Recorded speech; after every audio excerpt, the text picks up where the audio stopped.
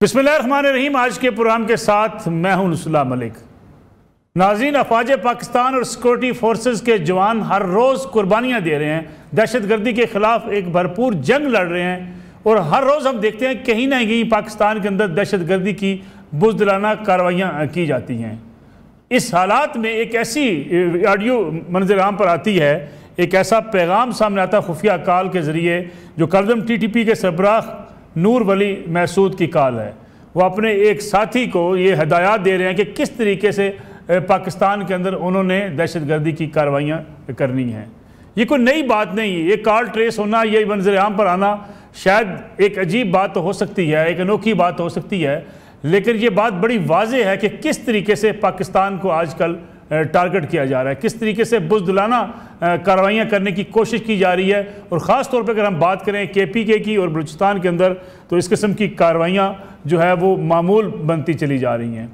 बन्नू के अंदर आज एहतजाज हुआ, अवाम सड़कों पर आए, उन्होंने एहतजाज किया कि उन्हें अमन चाहिए, लेकिन जिस किस्म की वहाँ सूरत हाल है उस एहतजाज के दौरान भी दहशत गर्दों ने अपनी बुज़दिलाना कार्रवाई की, जिसके नतीजे में एक भगदड़ भी मची, 2-3 अफराद शहीद भी वहाँ पे हुए। और कोशिश मुल्क दुश्मनों की यही है कि इंतशार को फैलाया जाए, इंतशार को बढ़ाया जाए ताकि मुल्क तरक्की ना कर सके, ताकि मुल्क के अंदर इस्तेकाम ना आ सके।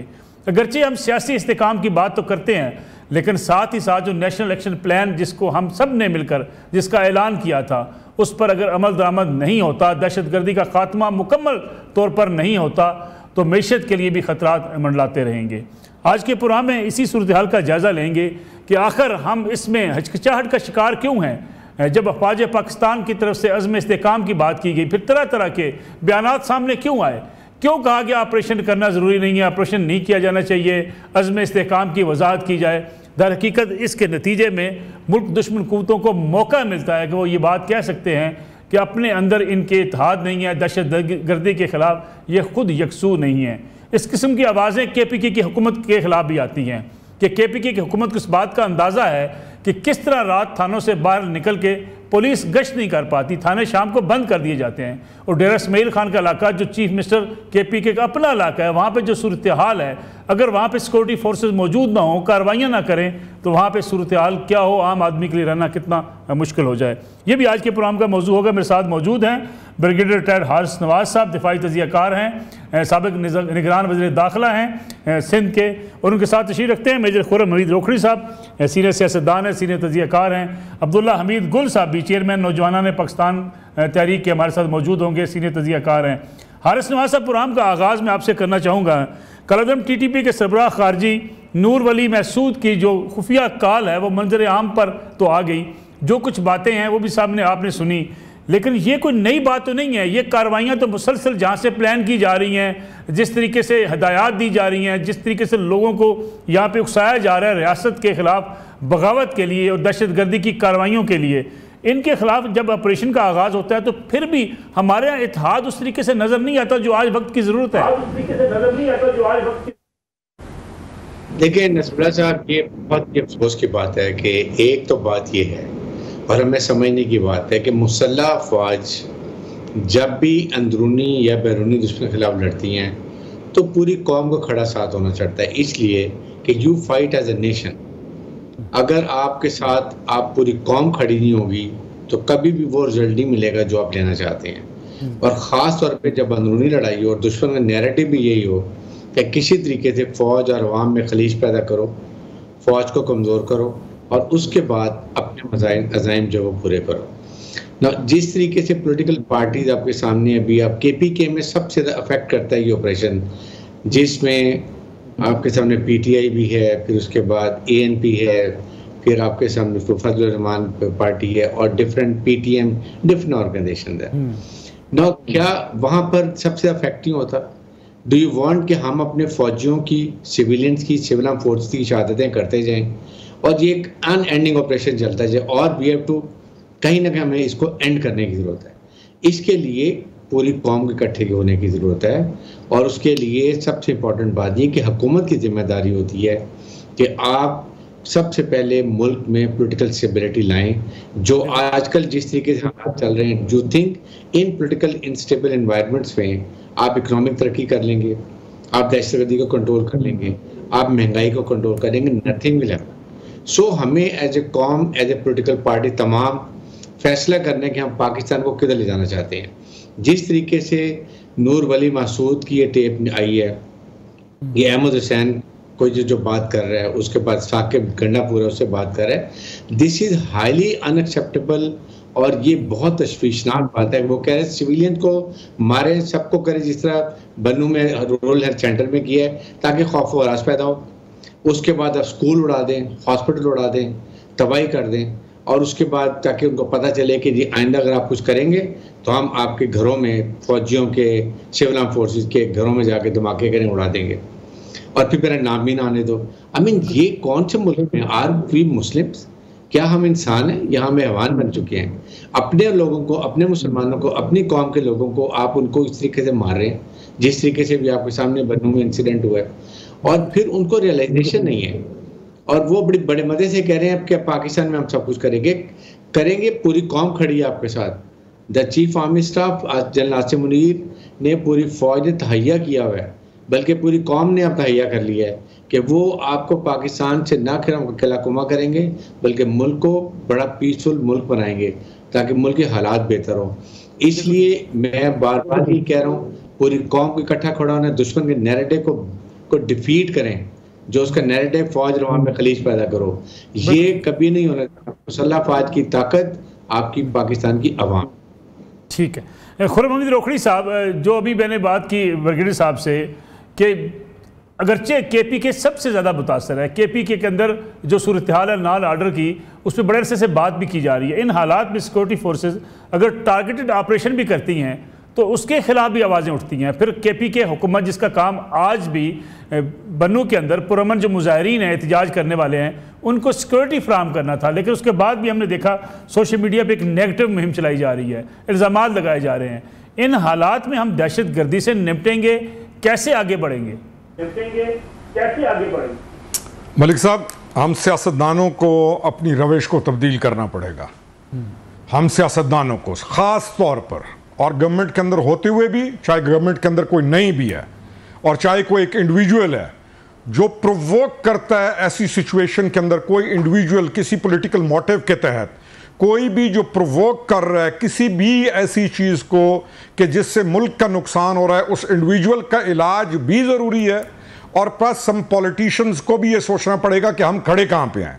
पाकिस्तान पीपल्स पार्टी को ये सोचना पड़ेगा कि उसका नैरेटिव है क्या ये पार्टीज उस पॉपुलिस्ट बयानिए के ऊपर चलना चाहेंगी कि जिसकी दो शराइत होती हैं कि आपने एंटी एस्टैब्लिशमेंट होना ही होना है, और आपने एक नया डॉगमा या नई एक चीज़ मार्केट के अंदर फेंकनी और लोगों को अपने साथ मिलाकर उनके उन जज्बात को जो महरूमियों को है उसको उभार कर वोट लेने के लिए काम करना है। लेकिन यहाँ वोट की बात नहीं है, अब बात हो गई है कि इन जज्बात को उभार कर populist movement against Pakistan action कर रही है।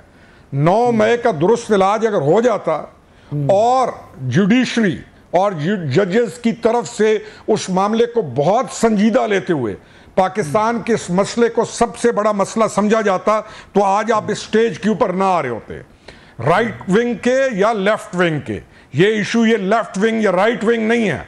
इस वक्त इशू आपकी पाकिस्तान की सॉलिडेरिटी है और पाकिस्तान का असल मसला है।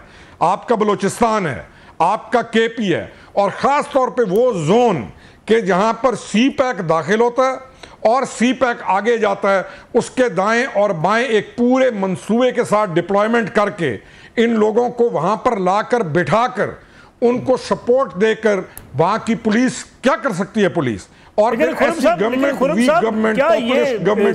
क्या ये सियासी हुकूमत को इदराक नहीं है इस बात का, या माजी में नहीं था अंदाजा कि अगर इस तरीके से हम दहशतगर्दी से निपटेंगे तो ये हमारे गले पड़ जाएगी ये सारी सूरत हाल।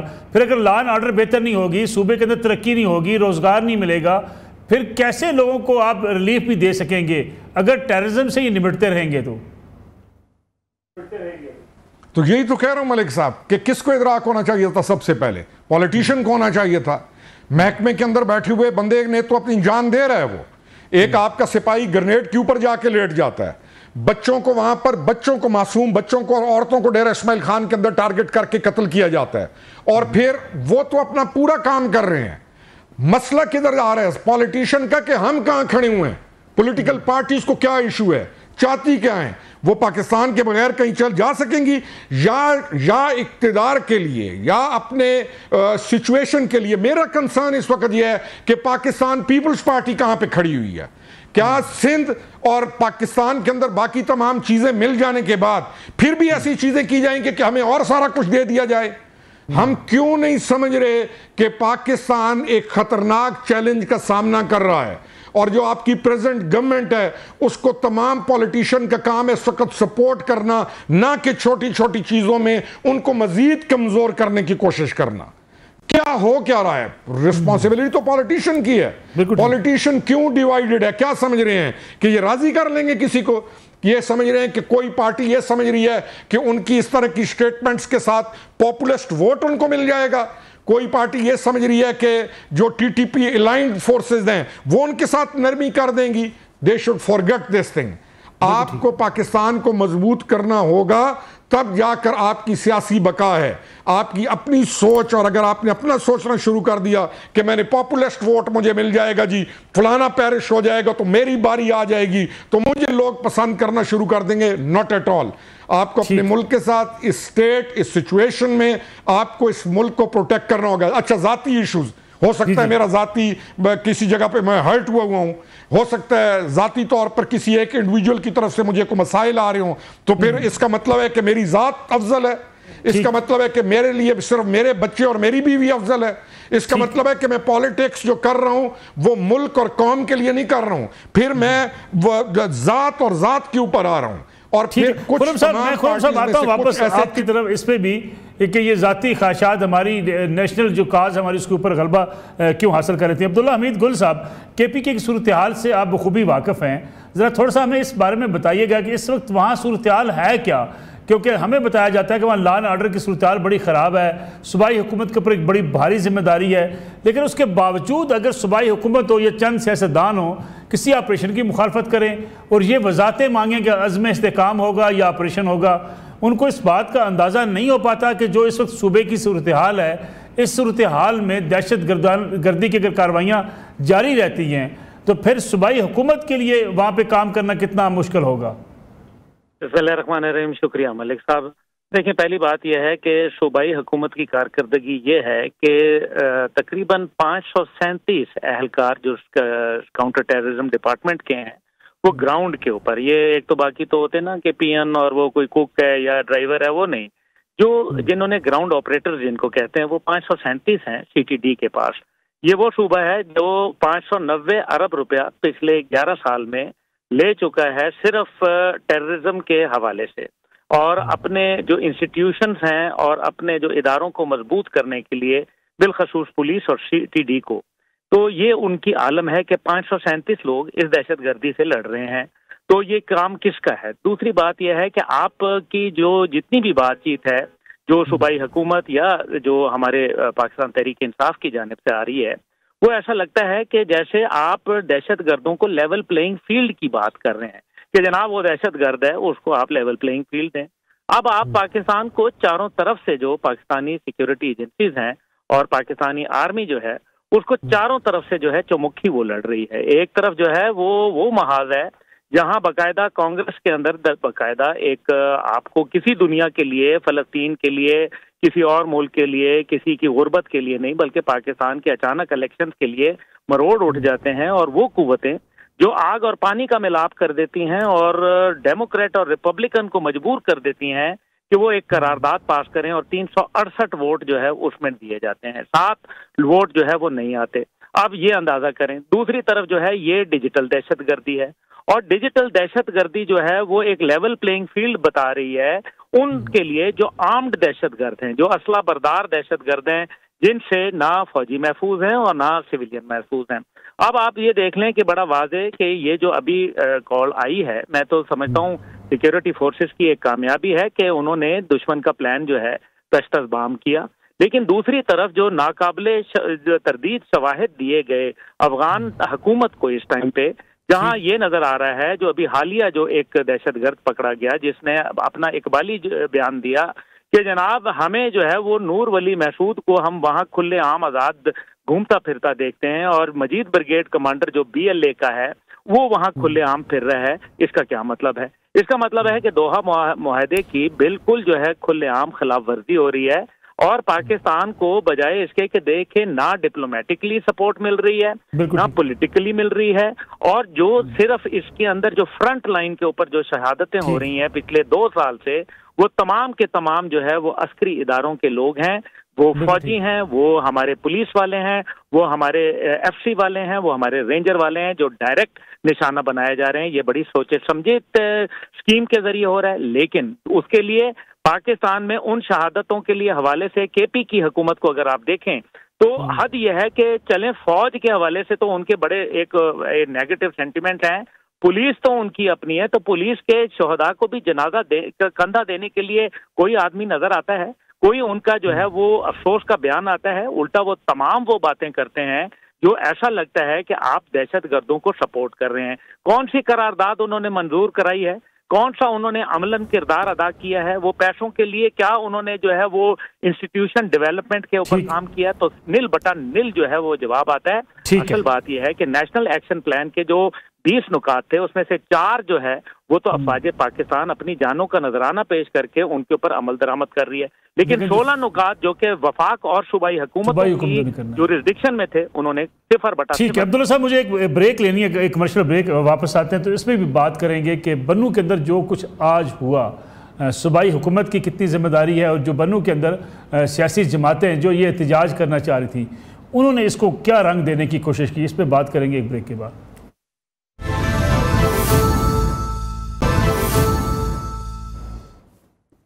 प्रोग्राम में एक बार फिर खुशामदीद बड़े हारिस नवाज साहब, बन्नू में आज जो कुछ हुआ वो सूरत हाल सारी आपके सामने है, किस तरीके से एहतजाज की कॉल दी गई, फिर एहतजाज की जगह का इंतखाब किया गया, उसकी इजाज़त मिलने के बाद भी जिस तरीके से मुजाहिरीन आए और मुजाहिरीन ने जब एहतजाज शुरू किया तो उस वक्त जो लोगों को डाइवर्ट करने की कोशिश की गई कि कंटोनमेंट की तरफ जाएं ताकि क्लैश की सूरत हाल बने। अब वहाँ पे लोग जो समझते हैं वो कहते हैं कि इस वक्त जो तहरीके तालिबान पाकिस्तान का कदम है उनकी सोच जो पाई जाती है, ऐसी सोच हमारे यहाँ कुछ सियासी जमातों की पाई जाती है। PTI के ऊपर भी एतराज़ किया जा रहा है और जो है वहाँ पर जो लोग ख़ास तौर पर इस किस्म की बयानबाजी कर रहे हैं कि जी इस इलाकों के अंदर भी एक नई हुकूमत कायम हो जानी चाहिए। इस किस्म के बयानात हमारे यहाँ क्यों दिए जाते हैं? एक बड़े सीनियर तजियाकार हैं, मैं उनका नाम नहीं लेता, लेकिन उन्होंने जिस तरीके से पिछले दिनों एक व्लॉग के जरिए ये कहा कि पाकिस्तान और अफगानिस्तान मिल जाएंगे, एक सुपर पावर बन जाएंगे, एक फ़र्द वहाँ से उठेगा, हुकूमत संभाल लेगा। ये में हर किस्म की फ्रेंचाइज खोलने की आदत क्यों है? देखिए नसरुल्लाह साहब, एक बात मैं बता दूं, जब तक फौज का एक एक सिपाही, एक एक ऑफिसर जिंदा है, पाकिस्तान को आंच नहीं खुलेगी, बिल्कुल रेस्ट अश्योर। और इसके लिए कोई डाउट नहीं है, आई थिंक, और आई वुड से कि पूरी कौम को भी डाउट नहीं है इसके ऊपर। ऐसी बातें फैला के ये इंतशार फैलाया जाता है और एक जो दुश्मन का एजेंडा उस पर काम किया जाता है। दुश्मन का एजेंडा यही है, मैं बार बार कहता हूँ कि फ़ौज और अवाम को लड़ाओ, फ़ौज को कमज़ोर करो और अपने अज़ाइम पूरे करो, जिस तरह इराक़ और लीबिया में की गई हैं। बात यह कि पोलिटिकल पार्टी को समझना चाहिए, आप पाकिस्तान की पोलिटिकल पार्टी थे, आपको अवाम का जो तायद हासिल है वो पाकिस्तान की फलाह बहबूद के लिए और उसकी कंट्रोल के लिए कि आप उस पर आए और अच्छा काम करें, चाहे प्रोविंशियल लेवल पे या फेडरल लेवल पर। आप ये कैसे वहाँ पर कंटोनमेंट में जाना चाहते हैं? आप फ़ौज के खिलाफ नारे लगाते हैं। वो फ़ौज जो रोज़ाना के दिन आप देखें तो वो जो है इसके ऊपर शहादतें भी दे रही हैं, और फ़ौज के मोराल को कितना इफेक्ट होता है जब शहीदों के लवाहिकीन के बारे में बात की जाए, शहीदों के बारे में बात की जाए। फ़ौज का जवान जो वहाँ पर सियाचिन में जॉब कर रहा है या कश्मीर में कर रहा है या ईस्टर्न बॉर्डर पे बैठा हुआ है और जो लड़ रहा है ख़ास तौर पे ये अपने तहसीलों के खिलाफ, उनके मोराल को कितना फ़र्क पड़ता है? ये it is not the body of civilians. यहाँ उनको फ़र्क पड़ता है बिकॉज ये सारी एक डिसिप्लिन बॉडी ऑफ ट्रूप्स है।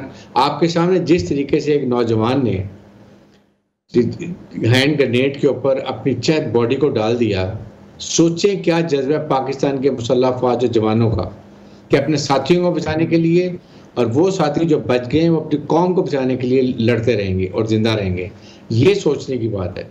इसलिए मैं ये बात करता हूँ कि इसके लिए इस वक्त पाकिस्तान की हुकूमत को नेशनल डायलॉग की ज़रूरत है। आप कभी बात करते हैं PTI को बैन करने की, कभी आप यहाँ की जुडिशरी के खिलाफ बोल रहे हैं, कभी आप कह रहे हैं आर्टिकल 6 लगाएंगे। आप व्हाट डू यू वांट? आप पहले डिसाइड करें पाकिस्तान को स्टेबल करना है या पाकिस्तान को डिस्टेबल करना है। स्टेबल करने के लिए ये सबसे पहले आपका काम है कि आप नेशनल डायलॉग करें, तमाम पॉलिटिकल पार्टीज को बुलाएं, बल्कि पीटीआई ने भी कहा जी हम आएंगे, वहां बैठ के एक लाइनमैन बनाए, खास तौर पे जुडिशरी, मदरसा रिफॉर्म्स, ये बहुत जरूरी चीजें हैं, और पुलिस रिफॉर्म। जब तक ये नहीं करेंगे, ये आपके साथ इकट्ठे एक पेज पर नहीं होंगे, आप इसका मसाइल हल नहीं होगा, लोग पकड़े जाएंगे, कोर्ट छोड़ देंगे। तो इसके लिए पूरा एक प्रॉपर लाएमल बनाए इसके लिए। ठीक हो गया। खुर्रम रोकड़ी साहब, अगर नेशनल डायलॉग करना है जिसका जिक्र ब्रिगेडियर साहब कर रहे हैं, तो फिर एक तरफ जो है वो किसी जमात को बैन करने की बातें, उन पर पाबंदी लगाने की बातें, फिर दूसरी तरफ जो है वो लोगों के खिलाफ, जैसा कहा ब्रिगेडियर साहब ने, आर्टिकल 6 लगाने की अगर बातें होंगी, फिर नेशनल डायलॉग कैसे होगा? मलिक साहब, नेशनल डायलॉग होगा बाद में। अब्दुल्ला गुल भाई ने एक बात की, हम ये सोच क्यों रहे हैं कि पीटीआई जो है वो टीटीपी और पीटीआई की लीडरशिप और उनके जो अप्रोच है उसमें कोई फर्क है? हम ये सुमान क्यों रहे हैं? मेरा कंसर्न ये नहीं, मेरा कंसर्न पीटीआई, मुझे तो मालूम है, आई एम 100% श्योर कि पीटीआई का एक जो गिरोह है, उन्होंने इस पॉपुलिस्ट मूवमेंट को फॉरवर्ड करके, आज अगर बीएलए है चाहे टीटीपी है, उन्होंने इसको इस तरीके से कंबाइंड किया है फॉर अ ग्रेटर गोल, जिसका ये पहले से बड़े अरसे से काम कर रहे थे और आज आपके सामने आ गया। इशू है हम बाकी सियासतदानों का, हम में से क्यों कोई बोले, जानते हुए बूझते हुए हम किस लिए ड्रामाबाजी करने की कोशिश करें कि और जी ऐसे नहीं होना चाहिए, जी वैसे होना चाहिए। ग्रैंड डायलॉग कैसे होगा? ग्रैंड डायलॉग इसके साथ होगा, तहरीक इंसाफ के साथ आपका ग्रैंड डायलॉग होगा, जो सबसे बड़ी सपोर्टर है, जो उनको ला के बिठाने वाली है, जो इन ऑपरेशंस को जो हो रहे हैं उनके खिलाफ सबसे बड़ा प्रोपेगेंडा करने वाली है, जो शहादतों को, आपकी फौज की को और रंग देने वाली है। आज बन्नू का जो एहतजाज है उसके अंदर फिर फौज के ऊपर मामला फेंकने वाली है। जब दो पार्टीज का आपस में क्लैश हुआ, राइट विंग का और इस पॉपुलिस्ट पार्टी का, वहां पे क्लैश हुआ, कुछ बंदे शहीद हुए राइट विंग के, उसको फिर प्रोवोक करके फौज के ऊपर फेंकने वाली है। आप समझते हैं कि आप ग्रैंड डायलॉग में इनको बिठा के आप इनसे कुछ ले लेंगे? मलिक साहब याद रखिएगा, इनका हल वही है जो तजवीज़ किया गया है कि इस पार्टी को जब तक आप बैन नहीं करते, जब तक आप सेक्शन 6 नहीं लगाते, जब तक आप इनको जो ये डिजर्व करते हैं आप नहीं करते, आप जो मर्जी कर लें, आप अपने लिए एक और कुआं खोदेंगे, एक और कुआं खोदेंगे, एक और कुआं खोदेंगे। और इनकी तादाद कितनी आप समझते हैं? इनकी तादाद करोड़ों में है। इनकी तादाद इसके ऊपर बैठे हुए एक गैंग की और शरपसंदों की है, जिनको अगर बहुत पहले टाइम पे रोक लिया जाता और 9 मई के घिनौने वाकये के बाद आप उनको ठीक प्रॉपर तरीके से डील करते, जो करने का हक था, तो वो तादाद कब की डाउन हो चुकी होती। आपने मुजरिम को और आपने शर को इसके ऊपर इजाजत दिया हीरो बनने की, और इसके ऊपर जो बकवासात और जो लगवियात हैं उनको प्रोवोक किया है, इंसाइट किया है, और इस वक्त आप उस चीज को फेस कर रहे हैं। ग्रैंड डायलॉग आप इनके साथ बैठ के करेंगे, फिर इससे बेहतर है इनके साथ ग्रैंड डायलॉग करने से बेहतर है उस महसूद के साथ, वो जो जिसकी आज कॉल ट्रेस हुई है, उसके साथ डायलॉग कर लें।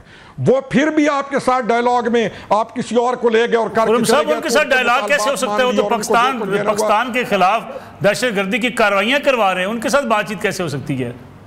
तो यही कर रहे हैं ना, तो ये क्या कर रहे हैं? उनको वापस लाने वाला कौन है? आज उनकी उन तमाम दहशतगर्दी की कार्रवाइयों को सपोर्ट कौन कर रहा है? उसके पीछे मूवमेंट कौन चला रहा है? उन तमाम दहशतगर्दी की कार्रवाइयों को हीरो वापस आपकी तरफ आपकी फौज के खिलाफ कौन कर रहा है? अब्दुल्ला हमीद गुल साहब, क्या फायदा होगा पाबंदी लगाने से? केपीके में हुकूमत है पीटीआई की, अगर आप पाबंदी लगा लेंगे इससे तो खलीज और बढ़ेगी। जी बिल्कुल, पाबंदी तो आपको लगानी पड़ेगी, सीधी सी बात है। आप जो है वो ग्रैंड डायलॉग तो उनके साथ होता है ना जो पाकिस्तान के खैरख्वाह होते हैं। आप समझते हैं कि पाकिस्तान के IMF के जब कर्जा दे रहा होता है, उसके दरवाजे के सामने धरना दे दिया जाए कि मत दो। वो शौकत तरीन साहब जो है वो हदायत कर रहे हैं KP और पंजाब के वजीर खजाना को कि तुम खत लिखो और IMF को कहो कि पैसे हमें नहीं दो। अब दूसरी तरफ जो है वो कहा जाता है कि वो तमाम लोग जो पाकिस्तान के परचमों को तदफीन कर रहे हैं, आप उनकी जो है वो सपोर्ट कर रहे हैं। जो भगोड़े और गद्दार दुश्मन पाकिस्तान के बाहर बैठ के जो है वो पाकिस्तान के लिए मुश्किलात पैदा कर रहे हैं, आए दिन नित नए झूठे प्रोपेगेंडे कर रहे हैं। आप कहते हैं कि उनके साथ जो है वो तमाम उनकी सपोर्ट और उनको फॉलोइंग जो है वो तमाम उस जमात की आ रही है। ये टीटीपी है या पीटीआई है या टीटीपीटीआई है, ये हमें फैसला करना पड़ेगा। क्या इससे कम बातों के ऊपर, तंजीमों के ऊपर पाबंदियां नहीं लगी? क्या 9 मई के वाकयात टीटीपी ने किए थे? क्या टीटीपी अगर या कोई और, आप, मैं या कोई और खुदा ना खास्ता ये बात करता तो क्या दहशतगर्द नहीं कहलाता? क्या जिना हाउस को जलाना जो है ये एक दहशतगर्दाना कार्रवाई नहीं है? क्या ये जो रेडियो पाकिस्तान पेशावर की बिल्डिंग को जलाना और शहदा के मुजस्मों को, जिनके लिए इंडियन सलूट कर रहे हैं, उनको जो है वो करना, ग्रैंड डायलॉग जरूर करें, लेकिन दूसरी तरफ पुलिस के लिए रिफॉर्म्स की ब्रिगेडियर हारिस साहब ने बड़ी अच्छी बात की।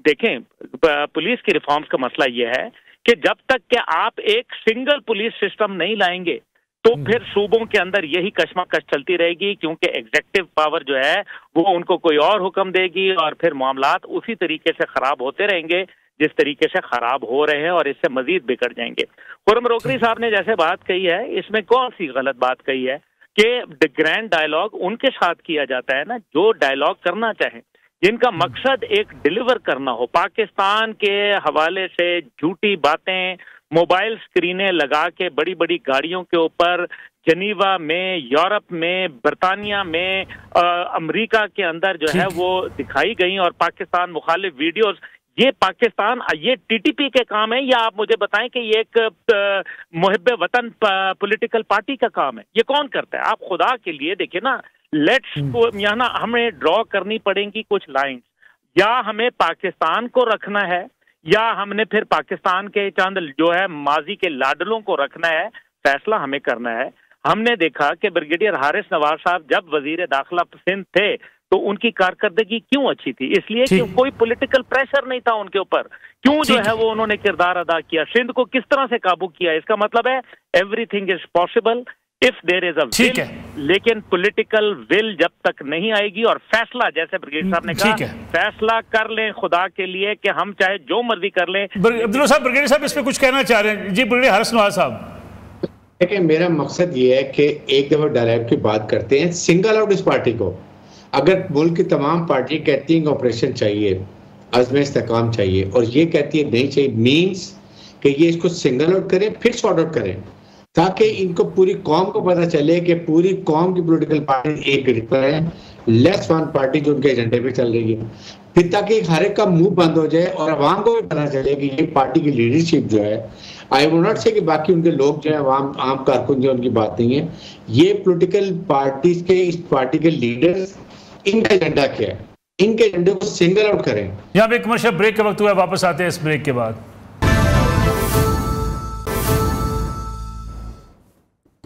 पुराने एक बार फिर खुशामदीद। ब्रिगेडियर साहब, आज भी कहा जा रहा है मिशाल यूसुफजई की तरफ से, जो कि एडवाइज़र है वहाँ पे सीएम केपीके की, कि आज जो है उनकी असम्बली ने अज़्म इस्तेकाम ऑपरेशन के खिलाफ करारदाद मंजूर की है। पीटीआई तो दबे दबे नहीं बल्कि खुलकर इस बात का इजहार कर रही है कि कोई ऑपरेशन नहीं होना चाहिए। फिर उसका एक हल है ना, उसका एक हल है, डोंट कॉल दिस पार्टी। बुलाएं सब पार्टी को, एएनपी बात करिए, मौलाना फजल उनको ले आए, डोंट कॉल देम, इनको सिंगल आउट कर दें, फिर बिल्कुल सिंगल आउट करें, ताकि दे शुड नो कि नाउ पार्टी आएंगी तो आवाम को पता चले कि ये पार्टी की लीडरशिप जो है, और उस लीडरशिप में आई वुड से कि नॉट ऑल, जितनों भी लीडरशिप उनको पिक करें, फिर उनको आइसोलेट करें और उनको सॉर्ट आउट करें, बिकॉज पाकिस्तान की सलामती बका के ऊपर कोई कॉम्प्रोमाइज नहीं हो सकता। फौज को अकेले मत लड़ने दें, दहशतगर्दी खत्म करने के लिए पूरी कौम खड़ी होगी, और जो इसके खिलाफ बोलता है उसको क्लियर कह देंगे देयर एंटी पाकिस्तान, इनका स्टांस पाकिस्तान के खिलाफ है, पाकिस्तान की दहशतगर्द तंजीमों के साथ ये मिले हुए, then we have to do this, कहीं ना कहीं लॉर्ड लाइन ड्रॉ करें और फिर इसको सॉर्ट आउट करें। ठीक है खुर्रम रोकड़ी साहब, पुराना वक्त बड़ा मुख्तसर रह गया है, सिंगल आउट अगर करना हो तो कैसे हो, जबकि केपीके में पीटीआई की अपनी हुकूमत है? कोई डायलॉग आप जितनी मर्जी कोशिश कर लें, डायलॉग से काम आगे चला गया। आपने एक दानिश्वर का जिक्र किया था, हमारे एक दोस्त कहते थे कि दानिश्वर, दानिशखर और दानिशवर में भी फर्क निकाला करो। यानी आप कुछ लोग इस पार्टी के ख्वाबों के ऊपर जाकर शैतानियत को फरोग दे रहे हैं। आप डायलॉग की बात कर रहे हैं, इनके जो दानिशखर हैं वो ख्वाब देखते हैं और ख्वाब की बुनियाद पर एक नई चीज देखते हैं और वो चल पड़ती है, और वो आप उस ख्वाब के पीछे भी, उस शैतानियत के पीछे भी आपको इसी टेररिज्म को फरोग देता हुआ आप देखेंगे कि वो इसको प्रोवोक कर रहे हो। लेकिन खुर्रम रोकड़ी साहब, केपीके की हुकूमत के तावन के बगैर ऑपरेशन हो सकता है, कामयाब हो सकता है? बिल्कुल हो सकता है, बिल्कुल हो सकता है। आपने अपनी पब्लिक का ख्याल रखना है। वहां पर ऐसी कुव्वतें, ऐसी पॉलिटिकल पार्टीज मौजूद हैं जो आपके साथ हमेशा खड़ी हुई हैं और खड़ी होंगी। केपी की जो पब्लिक है उसके अंदर अवेयरनेस, पब्लिक के अंदर संजीदगी की अवेयरनेस बहुत ज्यादा है। वो बहुत मसाइल देख चुके हैं, वो बहुत तकलीफें काट चुके हैं। वहां पर उन शरपसंदों को जो कि किसी और मुल्क का झंडा उठाकर कहते हैं कि हम अपनी लाश लेके जाके वहां दफनाएंगे, उनको आपको काउंटर करना होगा। और पब्लिक ऑफ केपी को साथ मिलाकर चलना कोई मुश्किल काम नहीं है। वो पॉलिटिकली ज्यादा संजीदा, ज्यादा रवादार और ज्यादा मामला फहम लोग हैं। हमने उनको बचाना है इस वायरस से जिसका वो शिकार हुए हैं, पॉपुलिस्ट मूवमेंट से भी। और इस वक्त जो चीज की जा रही है, हमने इसको वंस एंड फॉर ऑल खत्म करना है। आखिरी चीज, डोंट लेट 9 मई वाली चीजों को छोड़कर और अपनी जुडिशरी के ऊपर भी तवज्जो देनी होगी कि वो क्या चाहते हैं। वो क्या चाहते हैं कि पाकिस्तान कहां जाए और कौन कहां खड़ा हुआ है और कौन किसके साथ है। हमने इस चीज को भी देखना है। मलिक साहब, अब्दुल्ला हमीद गुल साहब, केपीके की हुकूमत अगर तावन ना करे तो आप भी समझते हैं कि ऑपरेशन कामयाब हो सकता है? नहीं, मैं समझता हूं कि जब आपकी पॉलिटिकल विल ना हो और ख़ास तौर पे जब जिस तरह के इस टाइम पे केपी के अवाम के अंदर जो नफरतों का टीका लगा दिया गया है, उस सूबे के अंदर ऑपरेशन जो है वो कामयाब इसलिए नहीं हो सकता क्योंकि हमने ये देखा, नैरेटिव बिल्डिंग बड़ी इंपॉर्टेंट है, नजरिया बड़ा जरूरी होता है। हमें पैगाम पाकिस्तान को रीराइट करना पड़ेगा और उन उलमा के जरिए पैगाम देना पड़ेगा जिनकी पब्लिक में कोई इस टाइम पे एक मजबूती है। और दूसरा, इसके अंदर जो अहम तरीन नुकता है वो ये है कि आपके जब सूबा की हुकूमत, एक तो होता है ना कि वो आपके कोऑपरेट नहीं कर रही, एक तरफ जो है वो उसकी मुखालफत कर रही है, तो आप मुझे ये बताएं कि कहाँ खड़े हो जाएंगे। इसलिए ये तो आपको इस निज़ाम को आपको या तो चुनना है या पाकिस्तान को चुनना है, फैसला आपने करना है। तो आपका मतलब है कि गवर्नर राज भी लग सकता है? मेरा मतलब नहीं है, मैं तो कहता हूं कि लगा दो। पाकिस्तान को बचाना है, to hell with everything, first save Pakistan, then comes any other thing. फिर जमहूरियत कहाँ रह जाएगी? और ये जमहूरियत कितनी है वो हम जानते हैं। क्या जमहूरियत है? कौन सी जमहूरियत है इस मुल्क में? पहले को ये जमहूरियत है, बदतरीन आमरीत है। ये जमहूरियत है, जेल से जमहूरियत चल रही है। कौन सी जमहूरियत है? जी हारिस साहब, देखिए, अगर आपने ऑपरेशन करना है, प्रॉपर करना है, तो फिर वहाँ governor rule is the answer. ये गवर्नमेंट को ख़त्म करेंगे तो लोगों को उससे पहले बयानिया करें, लोगों को ब्रीफ करें, लेके चलें एक पूरी कौम को। केपी के लोग पश्तून बहुत लड़ाका है, बहुत सफ़र किया हमारे भाइयों ने, इसलिए उनको साथ लेके चलें, ब्रीफ करें, बताइए हुकूमत की और ये पीटी की क्या इनका नैरेटिव है, क्या बयानियाँ हैं, क्या ये चाहते हैं, फिर लोग साथ चले कि हर एक की फैमिली में कितनी कैजुअल्टीज हो सकी हैं। Now is the end, we have to at least कहीं ना कहीं स्टार्ट करें और मदरसा रिफॉर्म्स करें और आलिमों को वहाँ भेजें, आलिम दीन को। लेकिन हर सब सवाल ये पैदा होता है कि एक मकबूल सियासी जमात जिसे 2/3 अक्सरियत हासिल हो, उसकी हुकूमत को हटा के गवर्नर राज लगाना, ये कोई सही अमल होगा? देखिए, अगर वो नहीं समझते, पूरी कौम एक तरफ खड़ी है और एक पार्टी एक तरफ खड़ी है, तो फिर क्या हम अभी इसको छोड़ दें, अपने लोगों को मरवाते रहें, पश्तून भाइयों को मरवाते रहें? That we have to decide कि फिर इसका चाहे आप इमरजेंसी लगाएं, आप कुछ करें उस एरिया में, you have to do it, you have to clean ये मेस क्लियर करें, वरना ये दिन ब दिन ये नासूर की तरफ फैलता जा रहा है। बलोचिस्तान के साथ भी यही हो रहा है और यही दुश्मन का नैरेटिव है। डिसाइड करें एज ए कौम और कौम से फैसले लेके इसको लेके आगे चलें। बड़े हारिस नवाज साहब, खुर्रम हमीद रोकड़ी साहब, अब्दुल्ला हमीद गुल साहब हमारे साथ शरीक गुफ्तगू। नाज़रीन, आज का प्रोग्राम था, कल इंशाअल्लाह आपसे दोबारा मुलाकात होगी। इजाज़त दीजिए, अल्लाह हाफ़िज़।